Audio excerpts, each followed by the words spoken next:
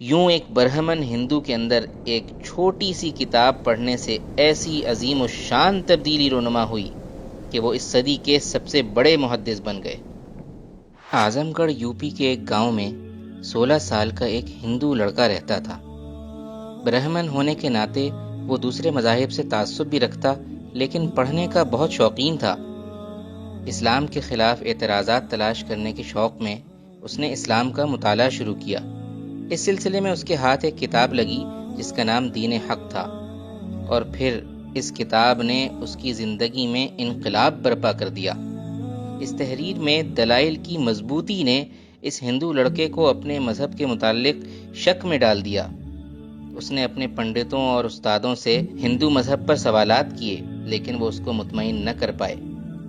چنانچہ اس لڑکے کو اسلام کے متعلق جاننے کا مزید شوق پیدا ہو گیا، اور اس نے اعظم گڑھ میں جماعت اسلامی کے تحت ہونے والے ہفتہ وار درس قرآن میں شامل ہونا شروع کر دیا اور مزید کتابیں پڑھنا شروع کر دیں۔ بالآخر 1960 میں اس نے اسلام قبول کر لیا۔ بانکے لال سے اس کا نام ضیاء الرحمن ہو گیا۔ اس لڑکے کو اللہ نے اپنے کام کے لیے پسند فرما لیا۔ قرآن سے شغف پیدا ہوا۔ ابتدائی دینی تعلیم اور عربی جنوبی ہند کے ایک مدرسے سے سیکھی۔ اسی دوران ضیاء الرحمن کو مدینہ کی جامعہ اسلامیہ میں داخلہ مل گیا۔ اس کے بعد ماسٹرز ام القریٰ یونیورسٹی مکہ سے، جبکہ پی ایچ ڈی الازہر یونیورسٹی مصر سے مکمل کی۔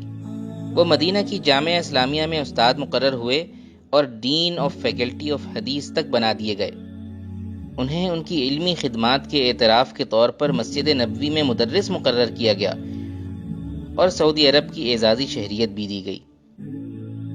یوں ایک برہمن ہندو کے اندر ایک چھوٹی سی کتاب پڑھنے سے ایسی عظیم الشان تبدیلی رونما ہوئی کہ وہ اس صدی کے سب سے بڑے محدث بن گئے۔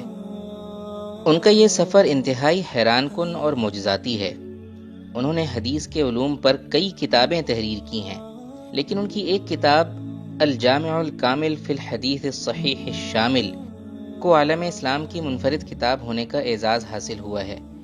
یہ دنیا کی واحد کتاب ہے جس میں 16,800 صحیح احادیث جمع کی گئی ہیں اور 12 جلدوں پر محیط ہے۔ ڈاکٹر ضیاء الرحمن اعظمی عین یوم عرفہ کو اپنے رب سے جا ملے۔ مسجد نبوی میں ان کا عظیم الشان جنازہ پڑھا گیا اور صحابہ کے قبرستان بقیع میں ان کی تدفین ہوئی۔ ایک متعصب ہندو کو جہنم کے رستے سے بچا کر جنت کا راہی بنانے والی کتاب دین حق سید ابوالعلا مودودی نے تحریر کی۔ سید مودودی کی کتب کا فیض آج بھی جاری ہے اور ان گنت بھٹکے ہوئے انسان راہ ہدایت پا رہے ہیں۔ یہ سب لوگ روز قیامت اللہ کے حضور گواہی دیں گے کہ اگر ہم آج آپ کے حضور کامیاب ہوئے ہیں تو اس میں سید مودودی کی انقلابی کتابوں کا بڑا دخل ہے۔ آپ بھی ان تحاریر سے محروم نہ رہیے اور اپنے دین کو سمجھنے کے لیے ان کتابوں کا مطالعہ ضرور کیجیے۔